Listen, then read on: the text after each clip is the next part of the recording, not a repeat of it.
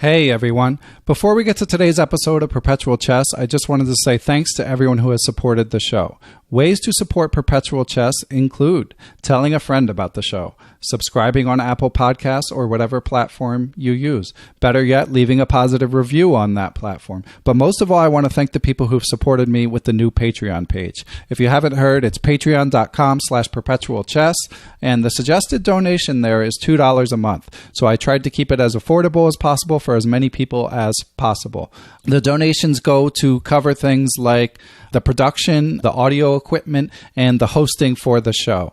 So if you can't afford it, you definitely shouldn't donate, but if you can, it's really appreciated and it helps out a lot. And guess what? I think it's also going to make the show better. What we're going to do is people who donate to the show will get advance notice of the guests, and they will have the chance to send in questions to the guests. So if you feel like there's some topic I don't cover enough, or if you have some favorite player that you're waiting for them to come on, well, there's a good chance we're going to get them at some point. So now you can sit back and wait, and then when someone's coming on who interests you, you can pounce like a cheetah and get your questions in. I think this is going to make it a better show overall, more community driven. I've always said I want this show to be by the people and for the people. Well, I think that this will help make that happen. So thanks again for all the support and enjoy today's episode.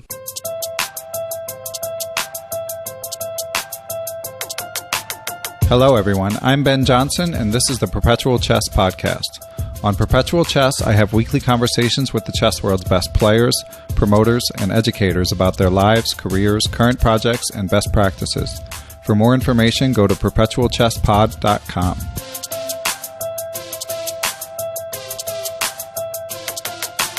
Okay, everyone, welcome to Perpetual Chess. I am here with another great guest, chess teacher, chess Blitz specialist, chess trash talker, and game show champion, Jonathan Corbblah. Jonathan, thank you for joining us. Hey, Ben. It's good to be here. How are you? I'm well. So, John, I think you're the perfect guest for me this week. I'm a bit under the weather. We're recording at night, and I'm old and I'm tired, but I know that you have the gift of gab, so I'm counting on you here this week. Hey, well, listen, you got me down, and I couldn't wait, so I listened to a few of your other podcasts. I know you had been talking about your podcast before online, and I listened to, Judith Polgar and Hikaru, and so I got kind of the gist of what you guys do here, so... Yeah, you know, they tell their life stories. They tell us why they're so good at chess. What you're going to do is you're also going to tell us why you're so good at chess, but you're also going to tell us why you're so good at game shows and why you're so good at trash talking. And, you know, obviously you're going to connect all of these things beautifully. Weave a tapestry for us. I will, the tapestry will be woven today, I suppose. Excellent. Okay, so John, I mean, I think so.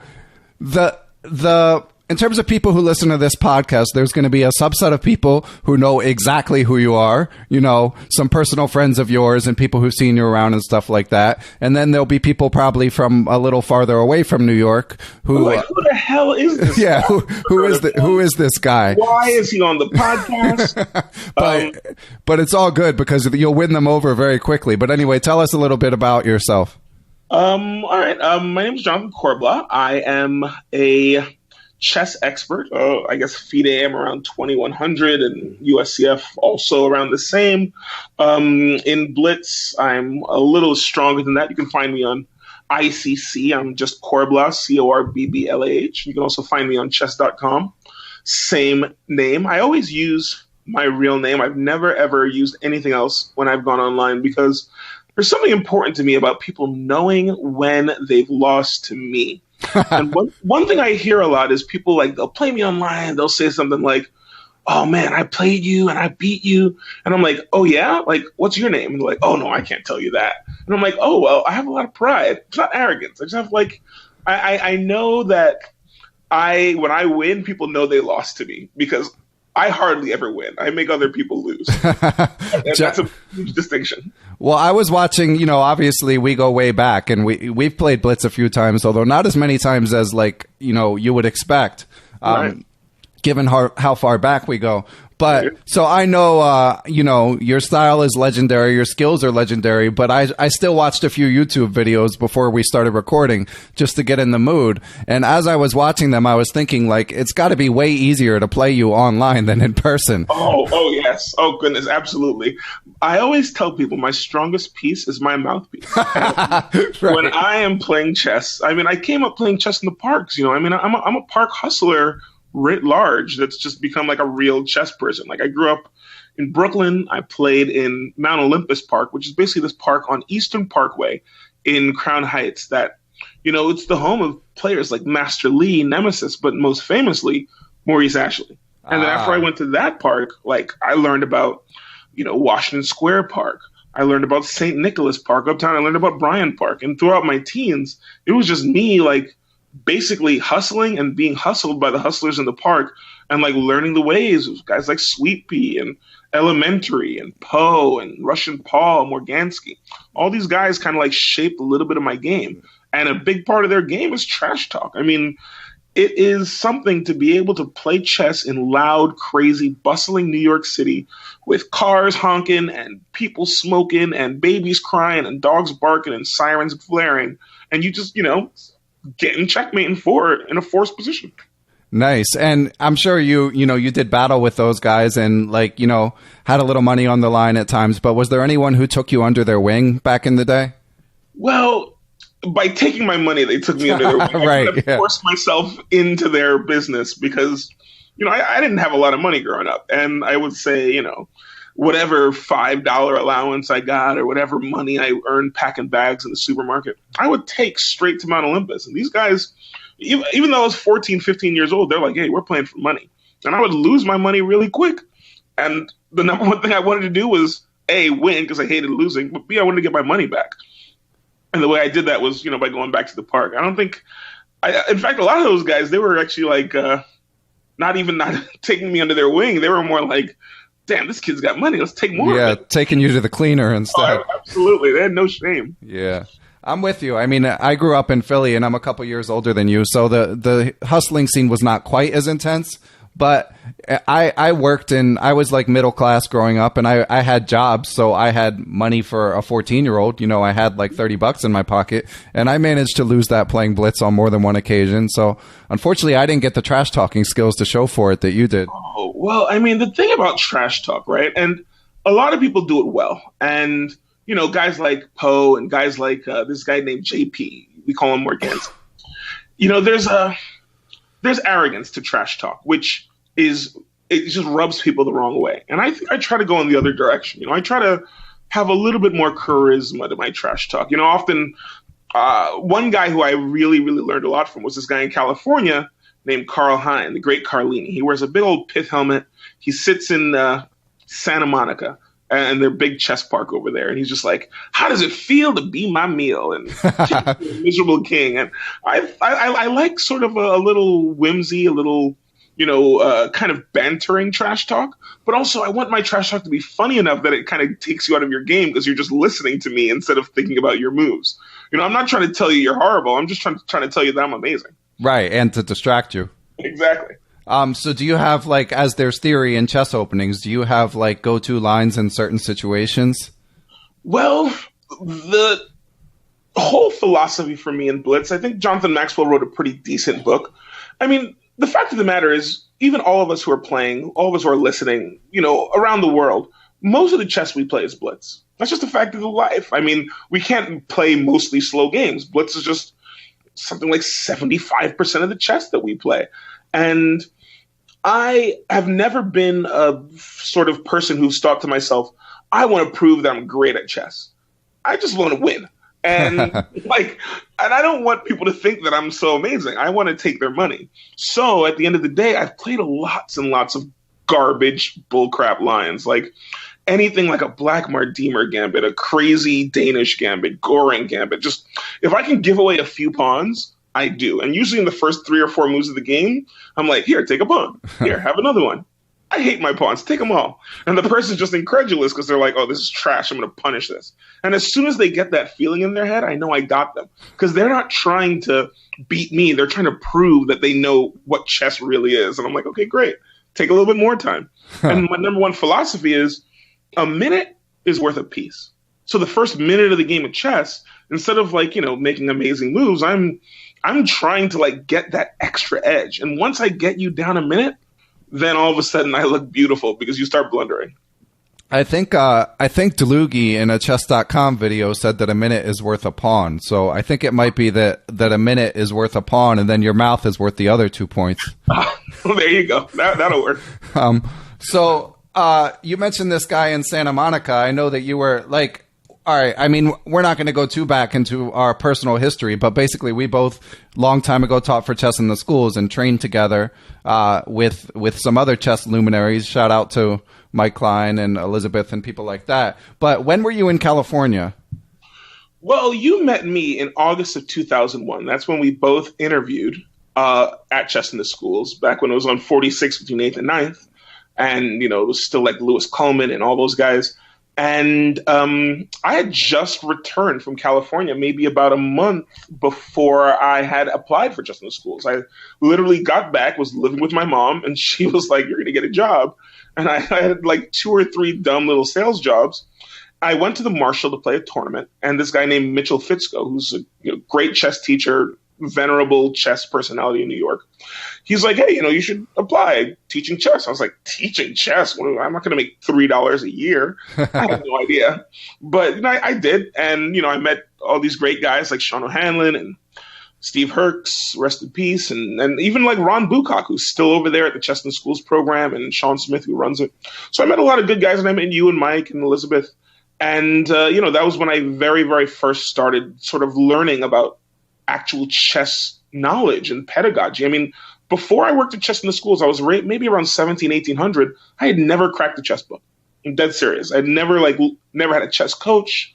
I had never even thought about how to really analyze. Like, I'd gone over some games with Jeremy Silman in California and, met guys like Carl, but I never really kind of, I honestly, still today, you can tell from my own moves. If you go over any one of my games online, you can tell this is not a guy who's really taken the real chess seriously. And yet, in my life, I've been able to play 3 different world champions. I've played dozens and dozens of grandmasters. I've played celebrities, singers. George Soros. Yeah, we're gonna get to that for sure. That's in my notes. Like you have this this Forrest Gump quality to the life that you've led.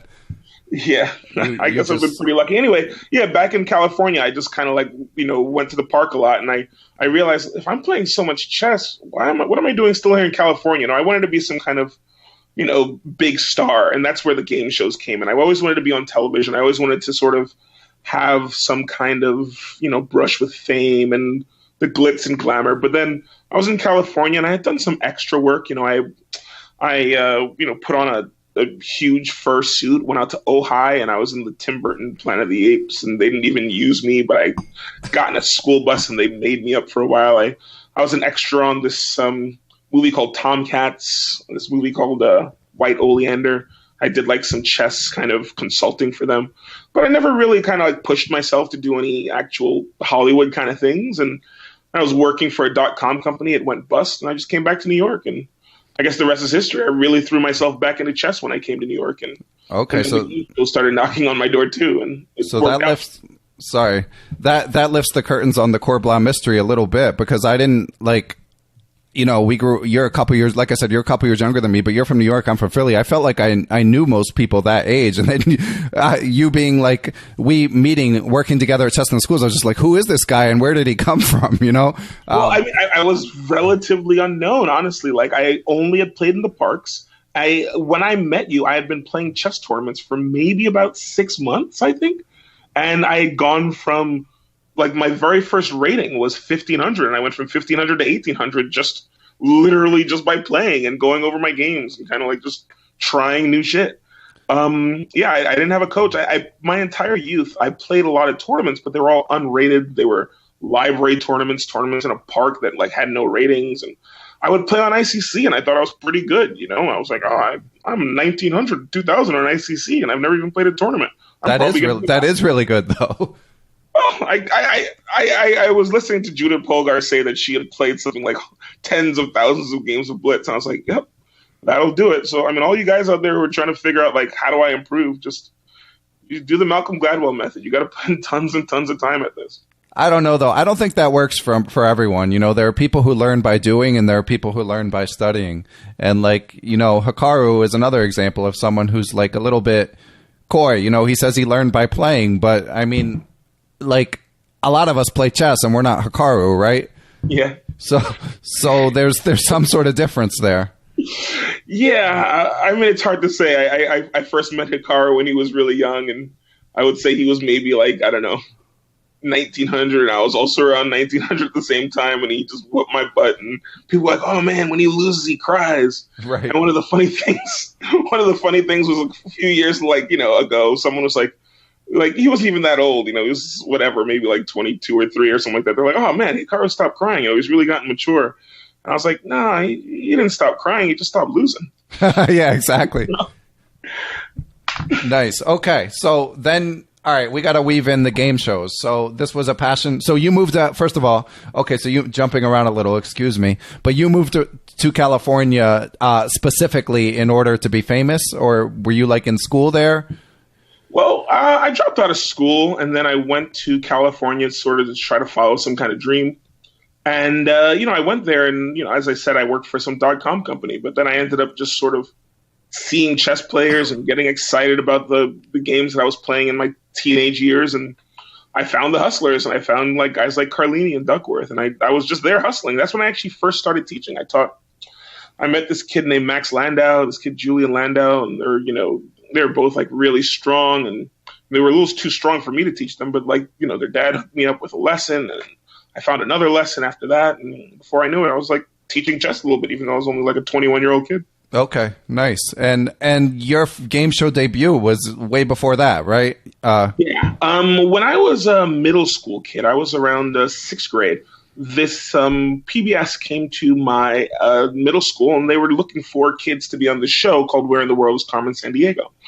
And they gave some tests, and basically a lot of the teachers recommended a kid in my class. And, luckily for me, Ms. DePero sent me down to the assistant principal's office, and I just had a big smile on my face, and I was like, yeah, I know where this is on a map. That's easy. And I just pointed at France or something like that. And they're like, what about this? And I was like, Brazil, come on, that's huge. It's right over there. And the other kids were like, I was like, what else is there? And then I found out they were doing a game show. And literally 2 days later, I was in Secaucus, New Jersey, and and yeah, it was really fun. I put on a little red jacket and had to find Vic the Slick and Double Trouble. It was pretty fun. So from then on, you're like, I want to be on game shows. Well, I don't know if it was that easy. I knew that game shows wasn't this foreign, impossible thing for me to do. It was, I suppose, naturalized at that point that why wouldn't I be able to go on a game show? So, I would watch Jeopardy a lot with my brother from the time I was maybe 9 years old. I mean, we watched the local news and then Jeopardy came on. And when we would watch Jeopardy, we were both super competitive. I mean, my brother played chess with me and we played all kinds of smart person games.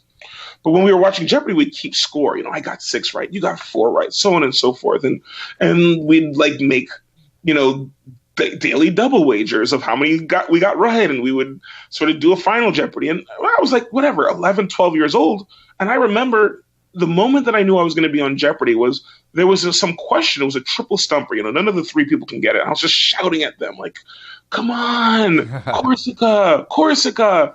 And they were like, Burr. And then Alex Trebek was like, that answer was Corsica. And I was like, oh man, I could beat them today. Nice. And at that moment, I was like, well, I can't wait. And I started trying out for Teen Jeopardy, for College Jeopardy, for regular Jeopardy, the Jeopardy Teachers Tournament. I tried out maybe about 9 times, I suppose, over the course of from the time I was a teenager to the time I got on when I was 31.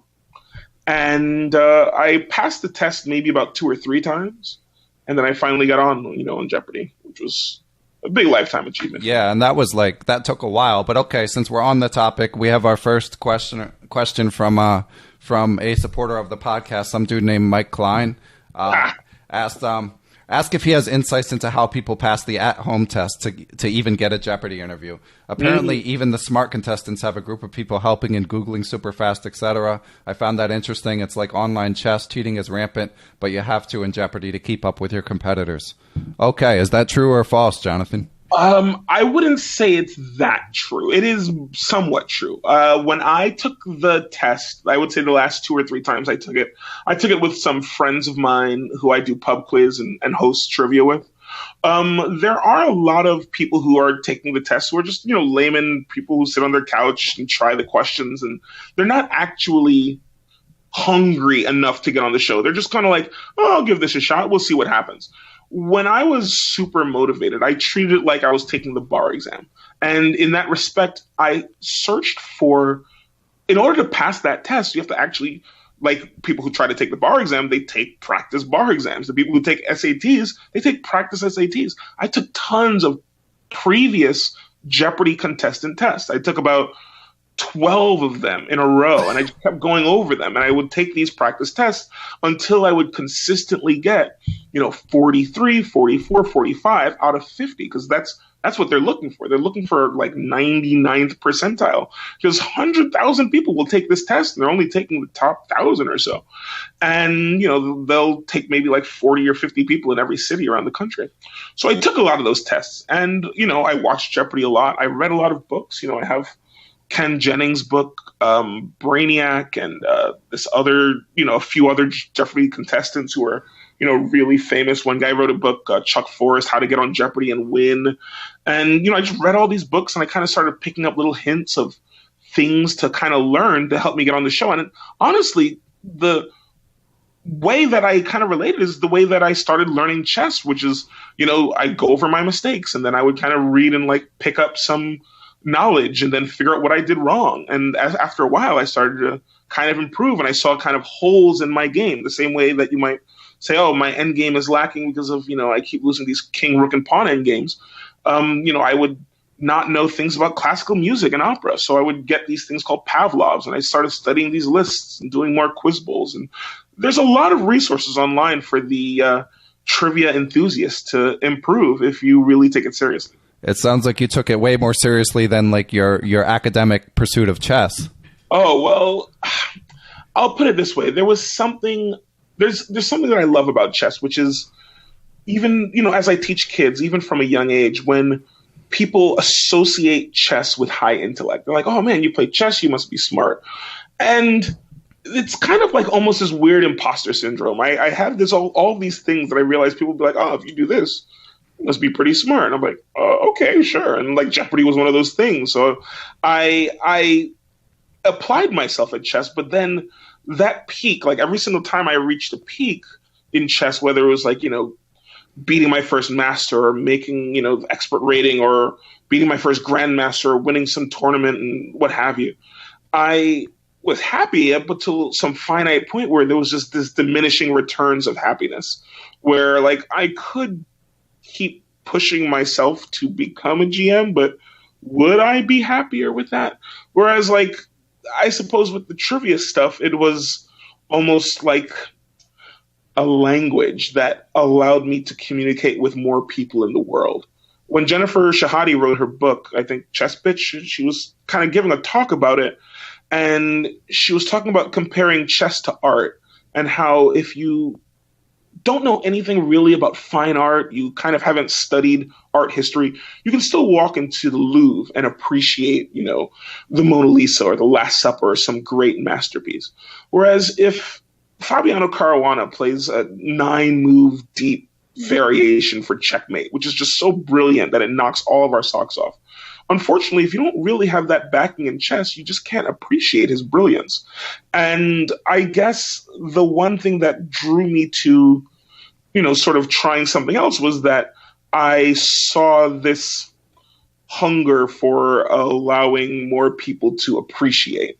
And I think like even when I'm trash talking, even when I'm playing Blitz and I'm trash talking, I'm trying to bring the crowd into the game. So even the casual observer can start appreciating what they're seeing. I'm kind of explaining some moves, and like a guy's thinking about a move, and I'm like, hey everybody, this guy's about to put his bishop on this square, and little does he know I'm going to take it because it's a sacrifice, or some other crap like that. And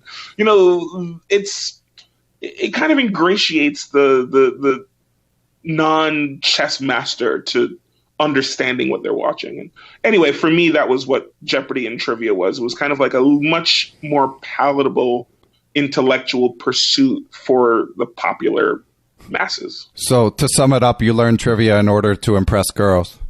Oh yeah, man, absolutely. Are you kidding me? On my Tinder, there's a picture of me like with a bunch of money with my hands up in the air, and like the responses were like, man, you won on Jeopardy?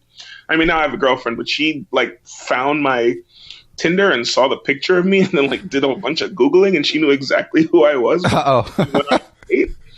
And I was very, very impressed with that. So nice. And yeah, you do some like emceeing at pub quizzes and stuff like that, right?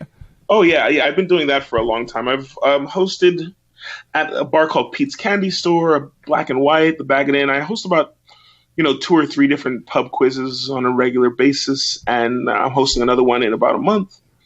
And yeah, I'm always writing questions, researching questions, and actually the pub quiz that I go to, I went to one in LA called O'Brien's, which is just packed to the gills with Jeopardy champions and champions of other shows like Who Wants to Be a Millionaire and all these other like high level intellectual game shows, which you've also been on, by the way. Yeah, I've been on a lot of them. For the uninitiated, yeah. Anyway, the one that I do in Brooklyn, it's very high level as well. We have Tournament of Champions contestants. So the level of the trivia starts to get a little arcane, a little esoteric, because everyone's kind of trying to one-up each other. Everyone is trying to kind of come up with some obscure fact that no one else has asked about. And then that leads to this kind of arms race of like who can stump everyone else, and then for the uninitiated, when they come into this pub quiz, they're just blown away because it seems like a regular bar, but someone's like, in the Dreyfus affair, right. Who said Jacques? And people are just like, what's going on? Yeah, and with with the diversity and like the competitive streak of its residents, I feel like New York probably has like the strong, at least if not the strongest, amongst the strongest trivia team. Like if you did like a trivia Olympiad, that was like 15 boards deep, I feel like New York would be tough to beat. Oh yeah, I mean there's some really strong players who actually also seem to play some chess. Andy Kravis and Roger Craig and there's Alex Jacob, and they're all New Yorkers, and they're all like high level Jeopardy players. And yeah, there's a Venn diagram that overlaps, and it definitely is sort of male heavy for sure on Jeopardy and a lot of game shows, and especially the trivia style game shows and chess. Okay, another patron question from Todd Bryant. Hi, Corbblah. I love playing Hi, Corbblah. I love playing pub trivia, but sadly I suck at it. If I wanted to invest a little time improving my knowledge, what should I focus on? How can I become 1800 strength at pub trivia? That's a good one. All right, well, speaking from the pub trivia grandmaster, I suppose there are finite sets of information that you should try to master. When I very first started, for me, it was just like state capitals. And then, from my youth, I knew world capitals. I was on Where in the World is Carmen Sandiego, but then I expanded that. Periodic table of elements, presidents, vice presidents, Academy Award winners. Now, how do you get better at that kind of stuff? I mean, there's an ICC for chess, and there's Sporkle for trivia. Sporkle is like literally the number one resource that I use in order to improve at something. And just, go on to sporkle.com, put in a quiz. Usually the most common ones, like, learning all the, halogens or the, presidential assassins. Once you start doing that on a regular basis, I go to Proto Bowl, and then it just kind of trains your mind, just like memorizing an opening and kind of going through something. Once you remember it, then you kind of retest yourself, and then you give yourself all kinds of other, like you keep going back to pub quiz. I mean, at the end of the day, and I say this a lot, what happens in pub quiz is not just your memory, it's your recall. And in order to really hone your recall, you have to constantly be digging for answers. If you watch Blade Runner with me today, And then 6 months later, we go to a pub quiz and they ask some question about Blade Runner. I probably would be a little bit more likely to answer the question correctly because, there's almost something that I've kind of trained my cerebrum to sort of keep trivial details at the top of my head because I might need to re-get that information at a later time. And, a lot of the time, we watch something or we listen to something and it just kind of goes in and out. But a big part of improving at trivia is somehow forcing yourself to start maximizing and take seriously the small bits of information that keep coming past you on a regular basis. And I can't say enough. It comes from playing. So what would you say is the difference between memory and recall? Well, recall is immediate. They're asking me the question at pub quiz and I have to hand in my sheet immediately.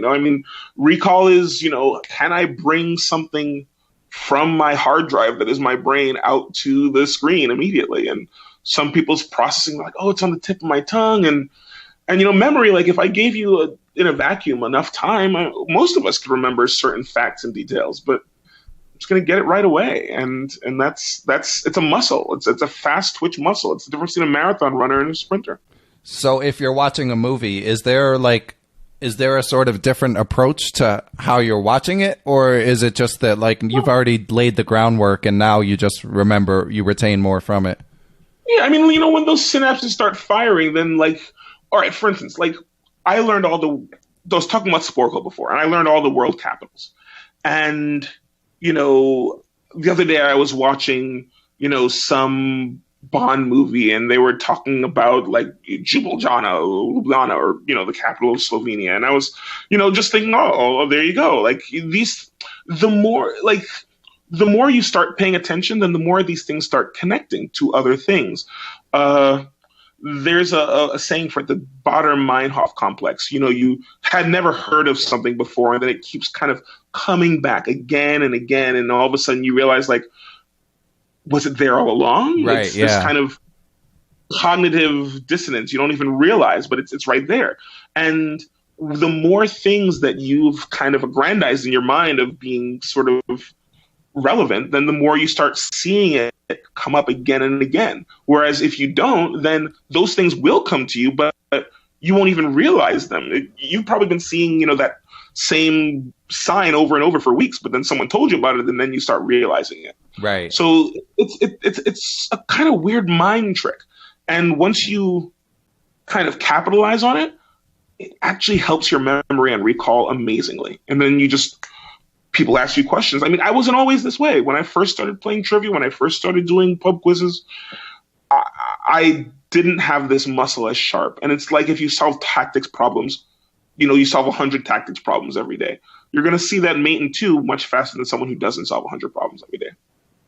And is there, there's a lot of like super strong chess players who have a sort of savant quality where like maybe they can remember reams of theory, but they're like, don't remember their keys at home and stuff like that. Like, do you have any of that going on, or are you just pretty sharp in all aspects? Oh, no, that's definitely me. I have literally pure a mind that is just, it's like if I was a weightlifter and I had one arm that was super jacked and the other arm was very skinny. Okay. My girlfriend is very, very frustrated by how much I forget or don't even literally turn my brain on for, because like I've been able to survive this long in my life with, kind of not, I lose everything on a regular basis. I never wear a coat. I've never worn a coat in my life because I just leave them places. Umbrellas, hat, keys. I've lost phones. I remember I had my phone in my hand and I was walking out the door from a building to a car. And then my phone wasn't in my hand. And I had no idea where it went. I don't remember putting it down. I just lost it. I was in Virginia. I remember vividly. I'm like, yeah, that's me. So, there's a high price to pay, but I've also won almost $200,000 on game shows. So, like, I make up for it by honing my mind for others. Right. It sounds like, yeah, you could buy a few phones, I guess. Yeah, it's a zero-sum game. I don't know. So are you still, like, in active training for game shows? Anything going on right now on that front? Oh, yeah, absolutely. The game show thing is actually super difficult. I make it seem like it's pleasant, but there's a lot of rejection. As I was saying, of the maybe 10 or 11 times I tried out for Jeopardy. I mean, they only got me in once. And, I had to deal with that. This guy, VJ Balsay, he tried out for Jeopardy like 20 times. So a lot of the time, I mean, I'm telling people, hey, watch me on this show, watch me on that show. But almost every single year I get rejected for about 4 or 5 game shows. So I was just most recently on Let's Make a Deal. I did another game show with this guy named Action Bronson, a rapper. Oh, yeah. Very fun on Vice. I did a game show in a barber shop that was kind of like a karaoke-based game show that's going to be on MTV, and I believe that's going to be airing in December. I was called up for the match game, and I was in like kind of the 1 yard line about to sort of score for that, and then the last minute I was taken off. Actually, that was Pyramid. I was taken off, but I'm always trying out for shows, and every single time there's an opportunity, I'll try out for another one. People often ask me, how do I get on so many? And I tell them the same thing. I try out, and I fail, and I fail, and I fail. But the funny thing is, nowadays, since I've tried out so much, kind of casting directors have sort of remembered my name. So I get these emails like, hey, you tried out for this show. We still have your name. Maybe you might want to try it for this one. And I'm like, okay, sure. So it's pretty lucky. I'm going on number 13 right now. Wow. All right. An important question. So like when you get turned down, like is why how do they pick? Ben, I appreciate you asking like that question because why would anyone? Exactly. Listen to this guy. Put him on your television. Goodness gracious, I'm television gold. I'm like the most handsome large black man you've ever seen. I don't know. Honestly, there's the last time I was turned down, they said something like I was on too many shows and they wanted a fresher face or something, and I didn't do the application process correctly, or any number of different reasons. I was in the green room for Win Ben Stein's Money, and they were like, "Oh, we might have you on," and I was like, "Oh, please, please, please," and maybe I was like a little too thirsty for that show, or. I mean, some shows I'll just keep trying out and we'll see what happens. Price is Right. I've been in the audience for Price is Right 2 times already. And, Bob Barker, or I guess Drew Carey has not called me down yet, or whoever the announcer guy is. What were you wearing in that? Is that your Facebook photo where you're wearing like some crazy wig and like some pajama looking thing? Yeah, that was me on Let's Make a Deal, which is okay. The Wayne Brady show. Uh-huh. I basically only change my Facebook picture if I'm on a game show. Like for the last I would say, 10 years since I got on Facebook, the very first picture I put up was because I had just been on, I suppose, Cash Cab. So I put up a picture of me on Cash Cab. And then right after that, I was like around 2009, I was on a show called Big Quiz Thing. And then 2010, I was on Jeopardy. So I've always just changed my picture to like some screenshot of me on a game show. So my last show was Let's Make a Deal. And that's my last picture. And I will probably change it when I'm on a game show again. Nice. Okay, just a couple more questions on game shows, and then we should probably get back to chess. You can't go back on Jeopardy, right? There's no double Jeopardy, right? I was on Jeopardy a couple times, and I lost at the end, so I cannot go back on until Alex Trebek retires. However, when he retires, that opens up the floodgates because, there'll be some new host, and everybody who was previously on Jeopardy now is going to try to get on again. So it'll be very, very difficult to get back on. At least for a couple of years. Right? Exactly. The odds of me getting back on Jeopardy are slim to none at this point. Oh, I wouldn't go that far. You just got to wait, it sounds like. Here you go. Exactly. Okay. And a couple more listener questions. Everyone's questions were about game shows. Oh, boy. Okay. Nobody respects my chess game. I'll tell you something. I've beaten everybody, okay? Ask Levon Aronian. Last time I saw him, we played a bunch of games and he was like, who is this guy? He was giving me odds. He was giving me like 3 to 130. We played about 5 games and I knocked 2 off him. So wow, that's amazing. All right, we're definitely getting to that because I don't even know like how you get in the same room as him. But oh man, I've played everybody good. Yeah. All right, but let's just tie up this game show topic. So question from Jay Stallings. He says, I've done Chess Jeopardy like in his teaching, and more recently, Are You Smarter Than a World Champion in my camps to popular reviews, and it's a fun break in regular activities. Knowing that you're both a game show veteran and a prominent chess coach, do you ever combine the two by simulating a game show in your chess class or camp? If so, what game show formats have you found to be the most effective? Well, I got to say hi to Jay. Thanks for the question, and Todd, and Mike Klein, all good guys.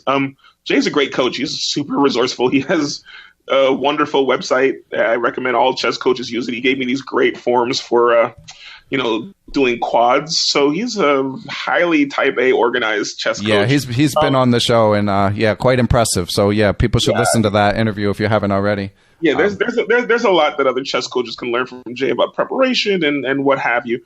I am relatively extemporaneous as a chess coach. I go over a lot of my students' games, and I have a lot of kind of famous games that I've stored up and memorized. My kids are relatively young. I coach from, I suppose, kindergarten up to most like third, even some fifth graders. But I've tried Chess Jeopardy in the past and other kind of game show stuff. I often actually just ask while the kids are eating their snack before they start chess, I ask them actual trivia questions just to sort of get them sort of like their brains going and motivated. And then like chess trivia or trivia? Oh, no, actual trivia stuff. Like I want my kids to be like little geniuses. Nice. But I've done Chess Jeopardy in the past, but I wouldn't say it's like on the top of the list of things that I do. I have from time to time turned on the smart board and gotten it going. It can be monopolized by my top players often, and every time I've tried it, I've always tried to figure out a way to. The hard part is when kids are working in teams, there's always some kind of dominance happening, and I don't like the craziness of it. But maybe I could bend Jay's ear, and he can tell me a good way I can make it run.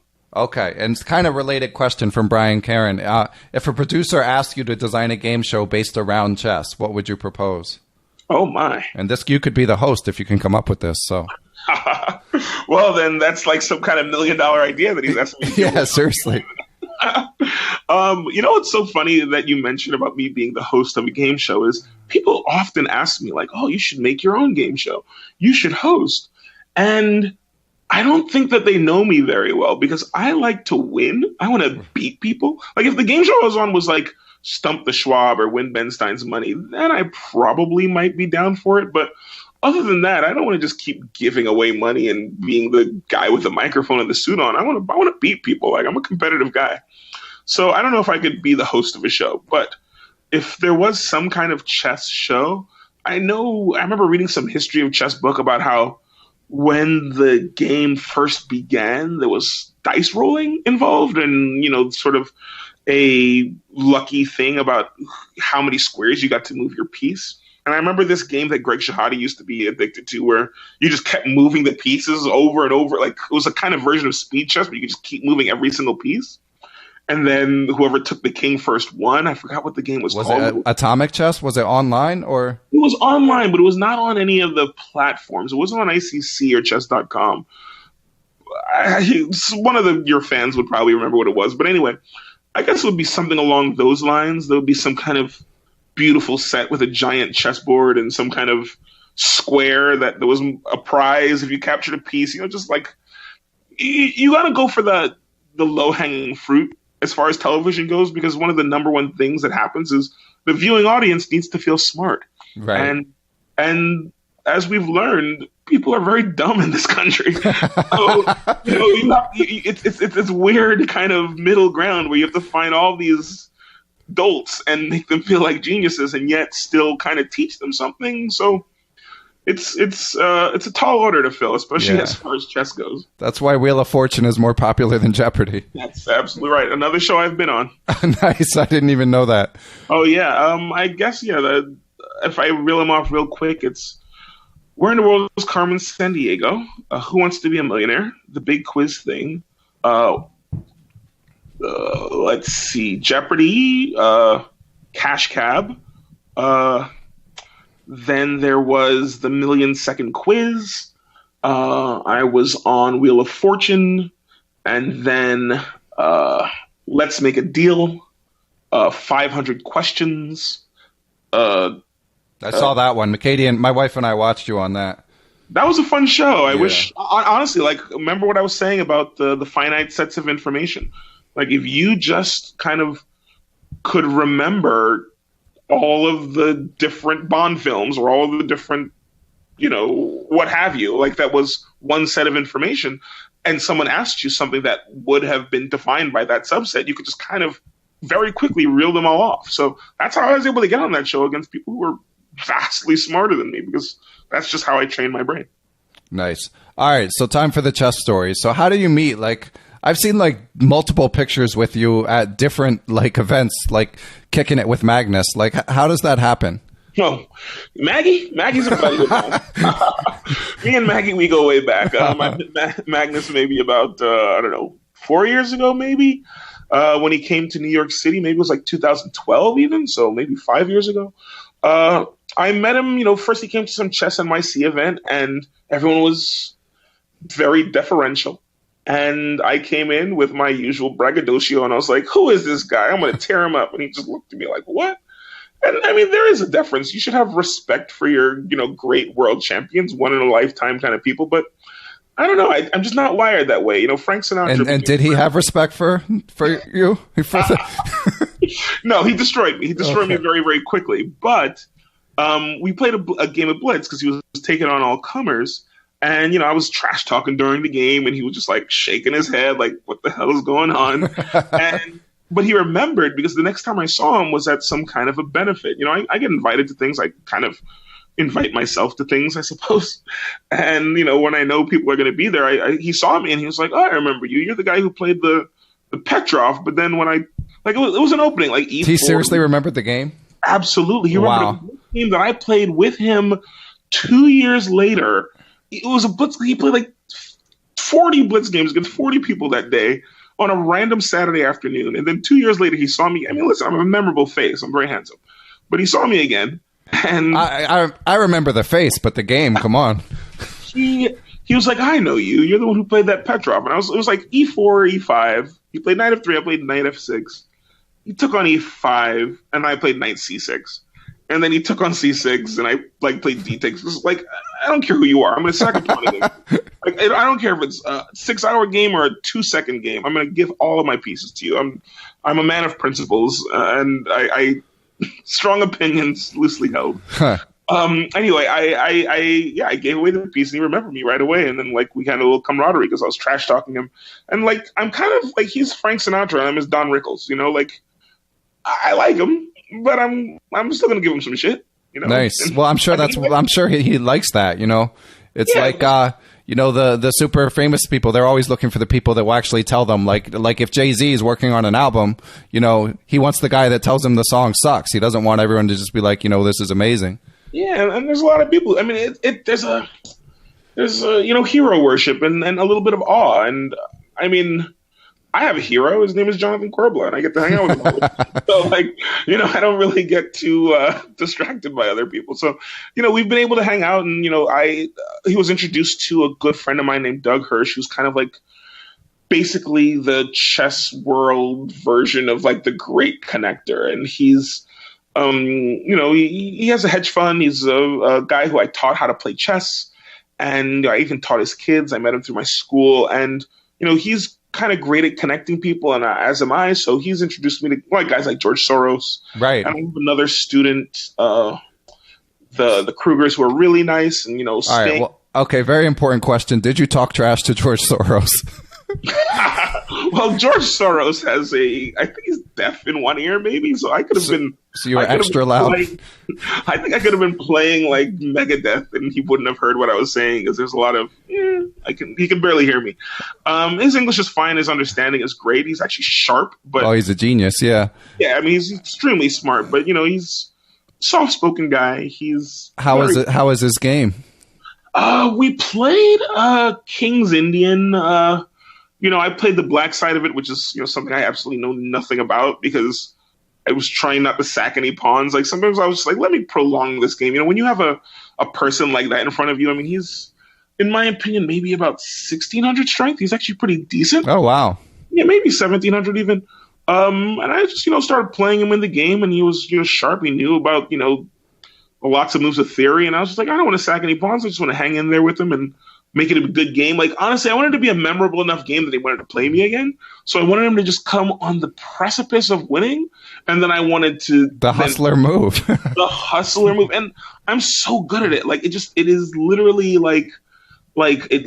duck to water. Like I know how to be in a losing position because I start the game in a losing position. Like literally, there's not a single game that I play where I'm not down a lot of material. Like it's just 100% of my games, I am down material, and so I know how to come back. And like that's honestly why a lot of people hate me. Like I play people online, they're like, jackass, you asshole, you suck, you shouldn't be playing this game. And I'm like, yeah, I know, I'm terrible.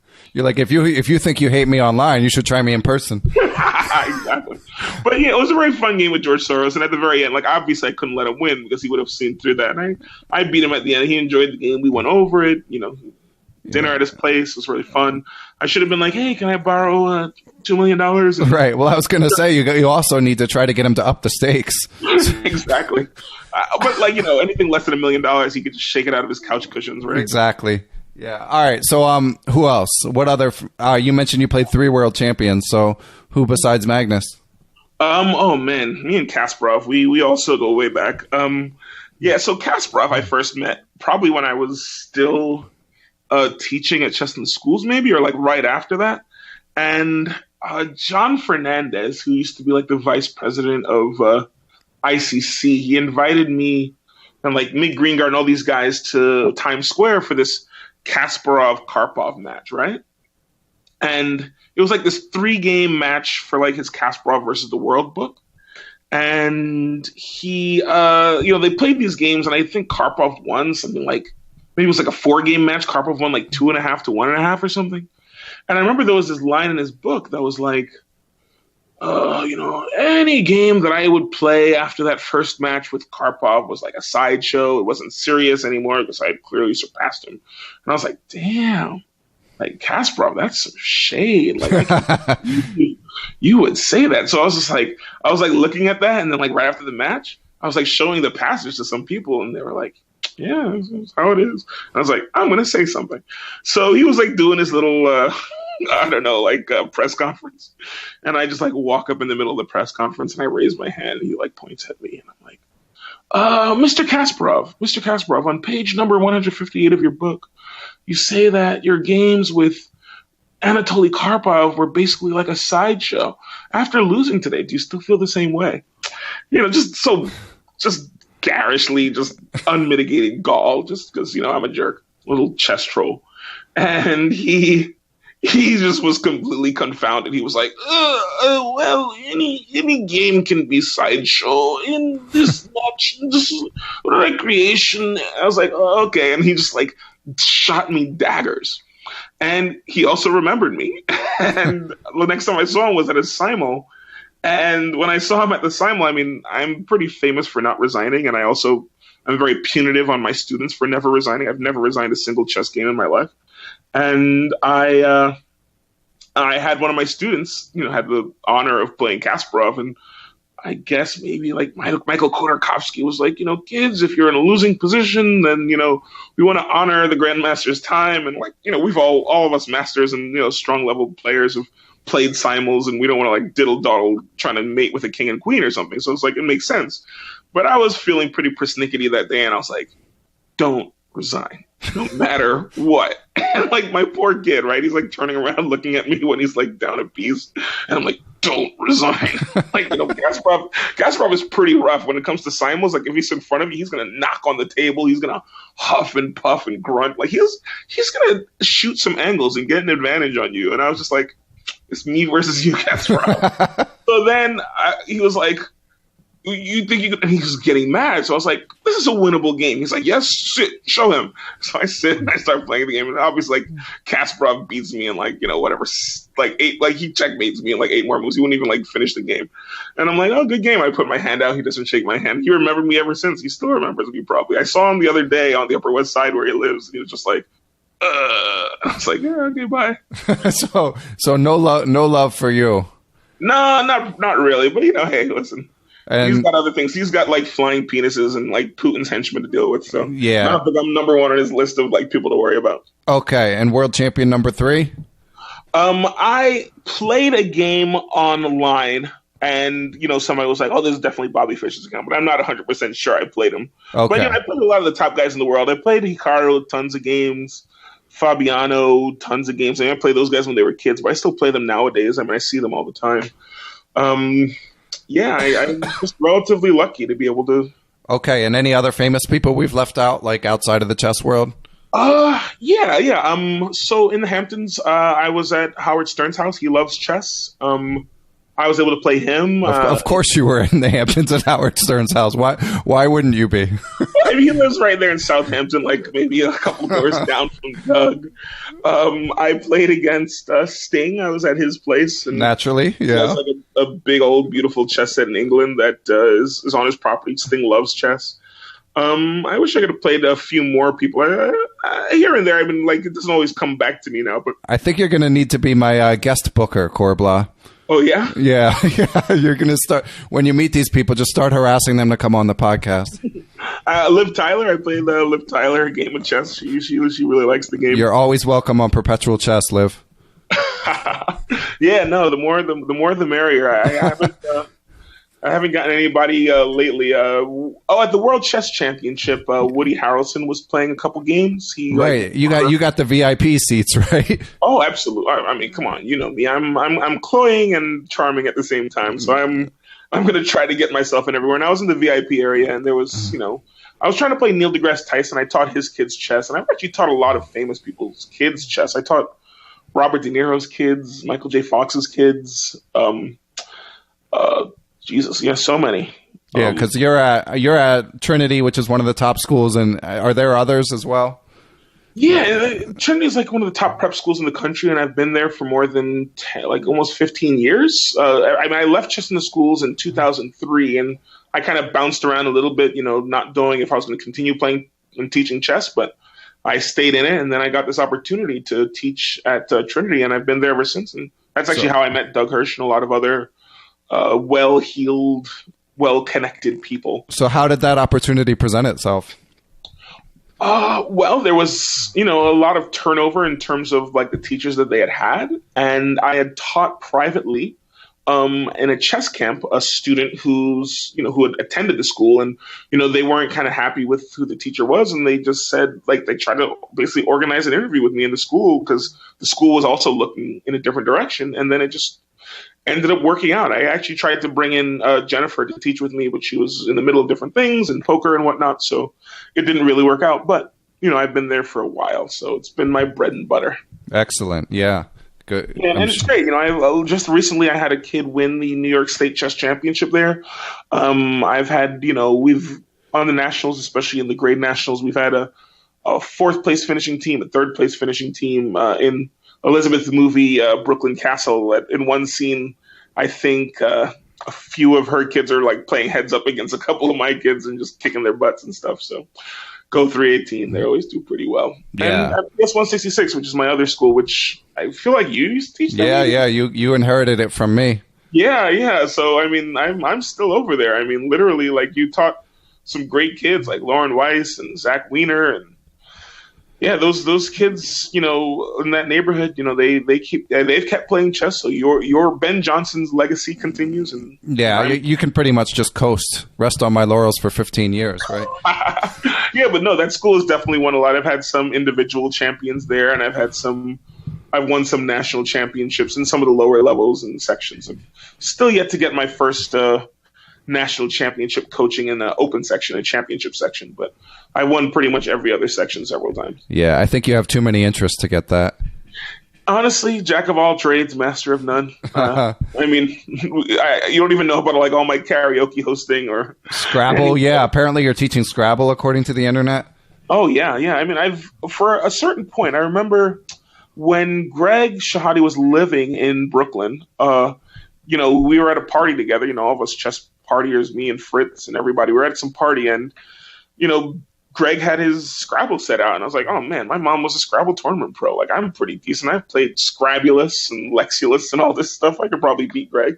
And Greg pulls out the Chronos and he just whoops me fast. And I didn't take to that too nicely because I was like, damn it, he's a 2,500 at chess and he beats me in Scrabble. That's just not fair. Like, I'm supposed to be the savant here. So I kind of I read this book called Word Freak.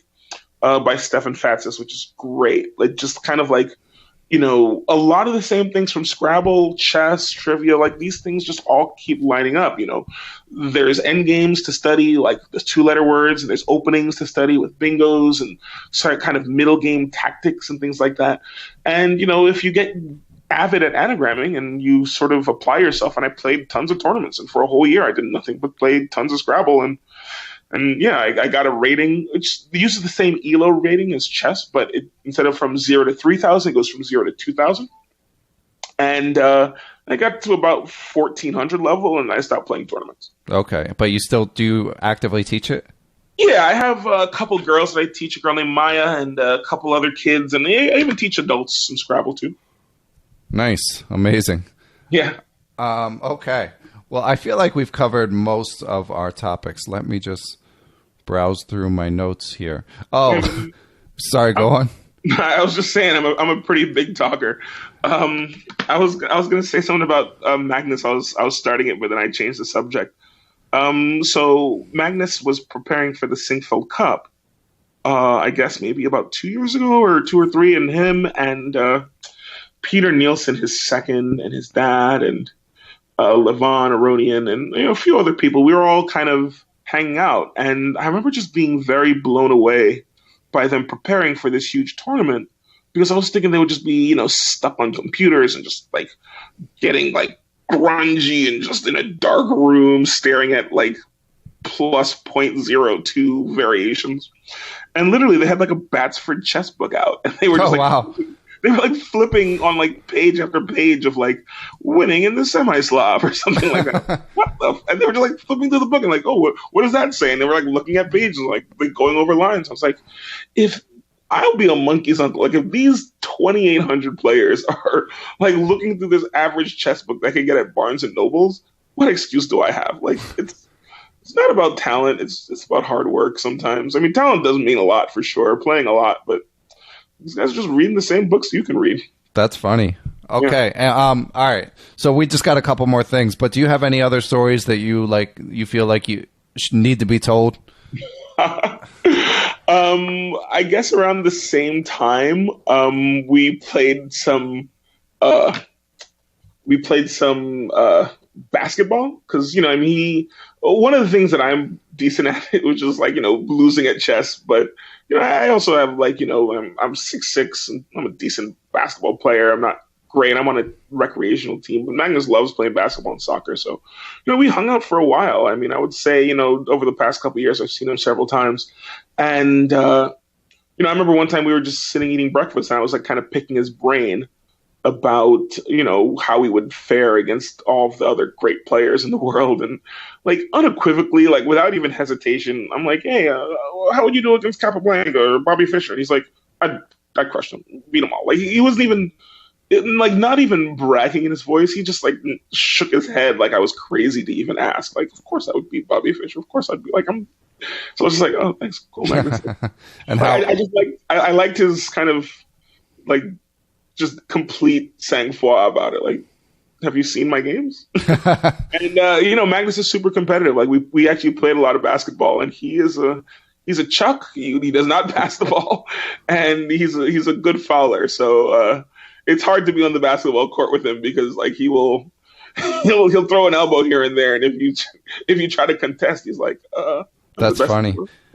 So yeah, it's pretty tough. And what about his soccer game? Which one? What's his better sport? I am a pretty fat guy, so I never really got soccer with him, but I hear he's fantastic. I know Mike Klein actually probably played some soccer with him. Yeah, I know he played basketball with him, and I assume soccer. Yeah, I think soccer too. Yeah, during the World Championship match, I guess someone had recognized me, because I did emceeing for like a simul that he did, and I did emceeing for a talk that he did at a conference and a blindfold game. So, every single time he's in New York, I always kind of try to see him. But, the last time obviously was in November for the World Chess Championship, and he wasn't kind of doing a lot of like, middling to fair things, because he was very focused on holding onto his title. But somehow, he had actually gotten me into contact with like Norwegian television. So I did a bunch of stuff for like Norwegian TV, and it was very, very fun, because they kept asking me questions, and I was kind of like relaying how Americans feel about having Magnus. So that nice. was a fun thing. Yeah. Fun. All right, so I think we basically covered everything except, this has been an unusually light on chess episode. So let's just close with a little bit of like, how do you help your kids? What do you tell them to get better? Of course, we have to get back to the don't resigning thing. So, all right, we'll come back to how you help your kids. Because first, I have to talk more about how you hurt them by not letting the poor kids resign. So, what's the deal with that philosophy? Well, it's very simple. I instead of arguing for the negative, I want you to argue for the positives of resigning first, and then I could sort of tear it apart after that. Okay. I mean, life is very short, We should be spending our time having novel experiences, not, as you say, checkmating with the king and the queen. Okay. Well, I have about maybe like 800 games I saved from ICC of me getting stalemated. And very, very various positions of Blitz. And there's actually the feeling of relief. I tell the kids the story about going to Disney World when I was younger and not remembering any of the rides, only remembering having to use the bathroom so bad. And the best feeling I could possibly have had was when I finally got to that bathroom. It was better than any ride I had. And I'll tell you something. A lot of the time when you're playing chess and you're losing, there's no better feeling than being dead and having the governor pick up that phone. And it doesn't matter how many, even if it's only 1 out of every 15, 1 out of 20 games you get that stalemate. And the fact is, in Scholastic chess, it happens way more than you even realize. I've been around Scholastic chess for so long. But even in my own games, from time to time, I don't just want the kids to learn from just general speaking. I share with them constantly. Every single day I get stalemated. Every single day. I'm in a losing position. Every day of my life, I'm in a losing position. I get stalemated. I have a stalemate, and I can show you my list on chess.com because it's just dozens and dozens of games. But it's not just about the efficacy. It's almost, you have to learn resilience. And the only way to learn resilience is, just like I said when I'm practicing everything else, you have to learn how to fight positions out. I know so many different stalemate tactics from practice.